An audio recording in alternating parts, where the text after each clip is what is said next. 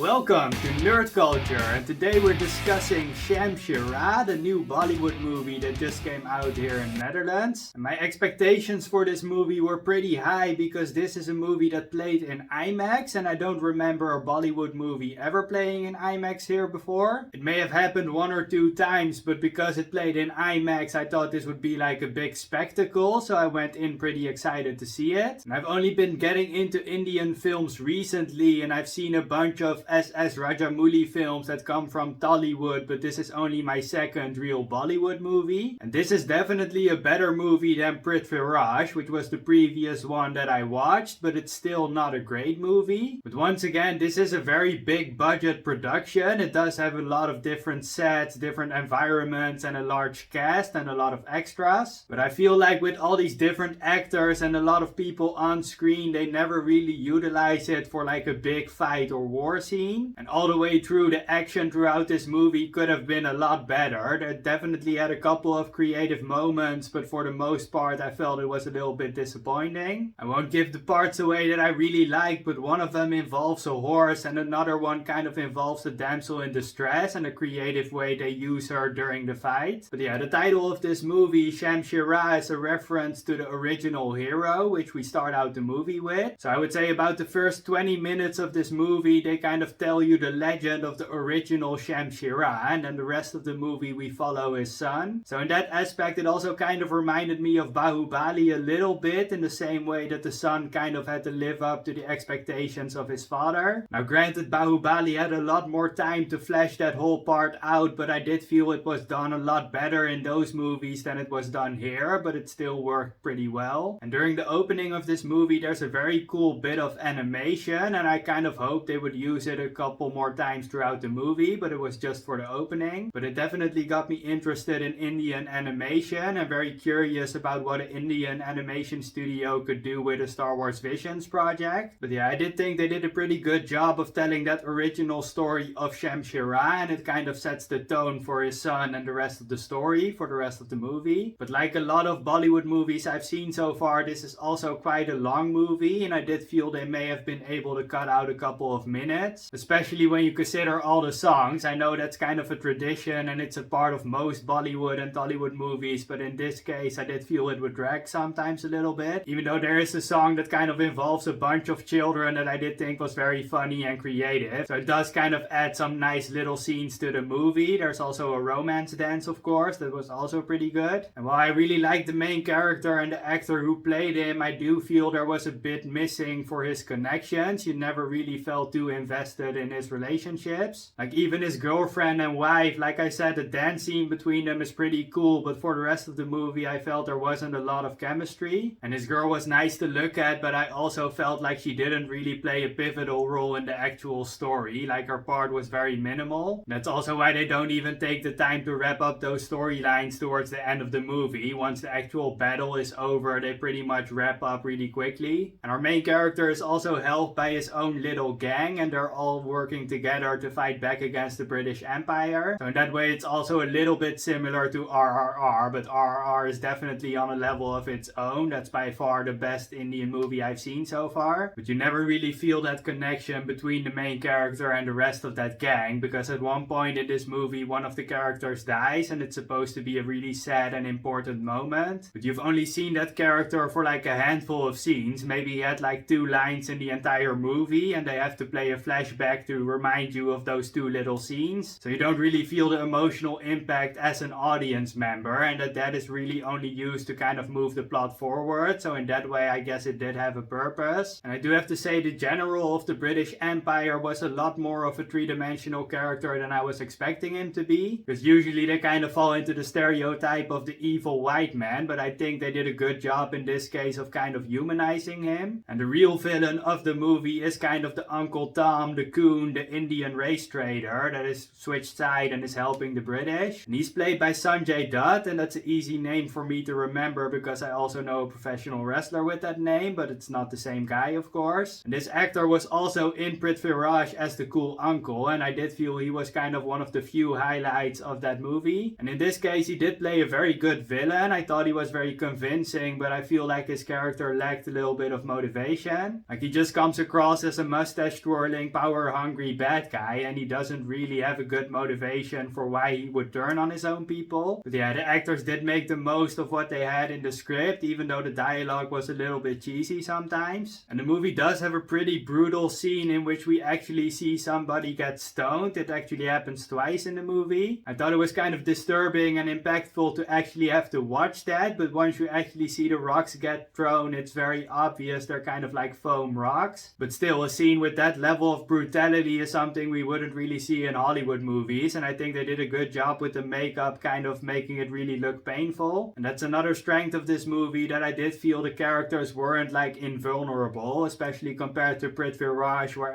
all the heroes were kind of perfect. In this movie they definitely had to struggle, and they also lose a couple of times. So all in all, I was still kind of cheering on the main character because the lead actor did a pretty good job of making him likable. But I do kind of wish the story had been a little bit more interesting and the action a little bit better, but it definitely wasn't a terrible experience. I still enjoyed myself for the most part. But I believe the movie also just came out in India, so you guys are probably also all watching it this weekend, so let me know what you guys thought of it. Thanks for watching my review, and subscribe to my channel to keep up with everything going on in Nerdcultuur.